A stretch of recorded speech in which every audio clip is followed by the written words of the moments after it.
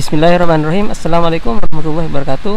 Jumpa lagi dengan saya di Klinik TV. Apa kabar teman-teman semua? Semoga selalu dalam keadaan sehat dan selalu dalam lindungan Allah Subhanahu wa taala.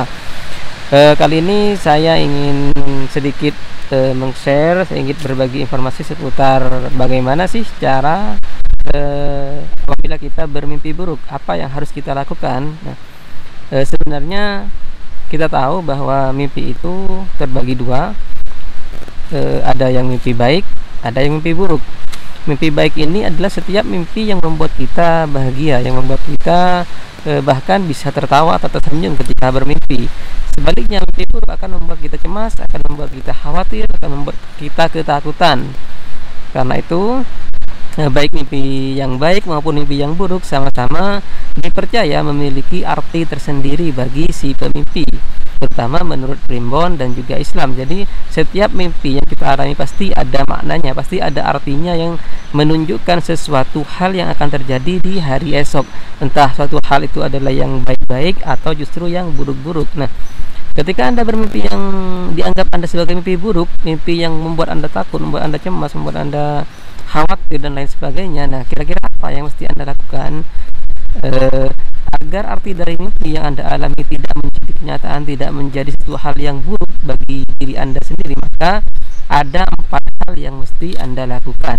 4 hal ini adalah sebagaimana diajarkan oleh Rasulullah SAW.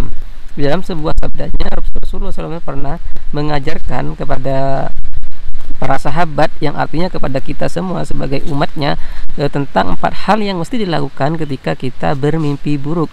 Anggaplah kita sekarang bermimpi buruk, takut, cemas dan lain sebagainya, maka kita harus melakukan 4 hal ini. Apa saja? Yang pertama, meludahlah 3 kali ke sisi kiri, misalnya seperti ini.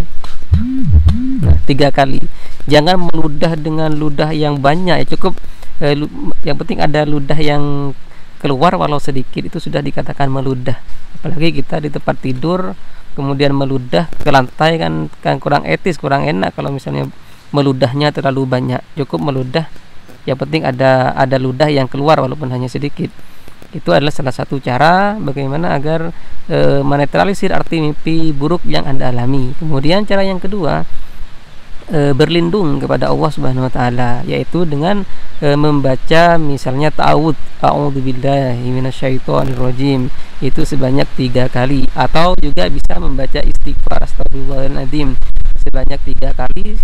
Kemudian setelah itu berganti posisi tidur Anda. Ini cara ketiga. Jadi cara ketiga itu, gantilah posisi tidur Anda. Jika awalnya tidur menghadap ke timur, maka bergantilah menghadap ke barat. Jika berbaring ke arah timur, maka bergantilah berbaring ke arah barat, atau pokoknya posisi tidur kalian harus diganti. Ini adalah cara ketiga untuk mengatasi atau ketika Anda bermimpi yang buruk-buruk.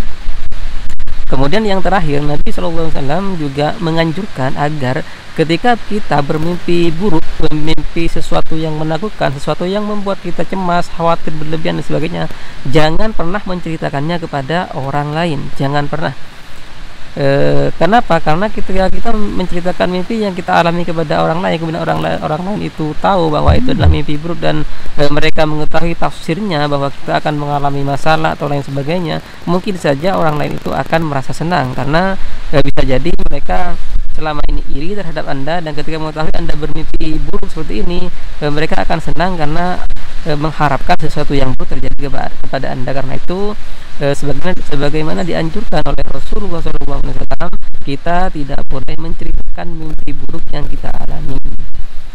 Nah, itulah teman-teman sekalian 4 cara yang bisa dilakukan ketika Anda bermimpi buruk. Jadi apapun mimpi yang Anda alami, seburuk apapun mimpi yang Anda alami, maka cobalah lakukan 4 hal tersebut. Insya Allah arti buruk dari mimpi buruk yang Anda alami tidak akan terjadi, insya Allah. Dan jangan lupa untuk selalu berdoa kepada Allah Subhanahu wa taala, memohon perlindungan kepadanya agar dijauhkan dari segala keburukan. Sebaliknya, ketika kita bermimpi yang baik-baik, ketika kita bermimpi yang membuat kita senang, gembira, bahkan tertawa dalam mimpi, maka ketika bangun kita dianjurkan untuk berterima kasih kepada Allah Subhanahu wa taala dengan cara memuji keagungannya, dengan cara misalnya mengucapkan lafaz subhanallah, alhamdulillah, Allahu akbar, dan berbagai kalimat thayyibah lainnya. Dan dianjurkan pula ketika bermimpi yang baik itu kita dianjurkan untuk menceritakannya. Jadi kebalikan dari mimpi buruk, kalau kita bermimpi yang baik-baik maka kita dianjurkan untuk menceritakan mimpi itu kepada orang lain. Ini juga ada di dalam sebuah hadis. Karena itu apapun yang mimpi Anda alami, jika itu baik maka perbanyak bersyukur dan ceritakan kepada orang lain. Jika itu buruk maka jangan ceritakan kepada orang lain, memohon perlindungan kepada Allah Subhanahu agar dijauhkan dari keburukan. Itulah sekilas yang bisa saya share di tengah kondisi alam yang sedang angin-angin sepoi ini. Semoga bermanfaat dan semoga bisa menjadi bisa menjadi petunjuk bagi Anda untuk melakukan hal-hal apa saja ketika Anda bermimpi buruk. Kurang lebihnya mohon maaf. Wallahul muwaffiq ila aqwamit thoriq. Wassalamualaikum warahmatullahi wabarakatuh.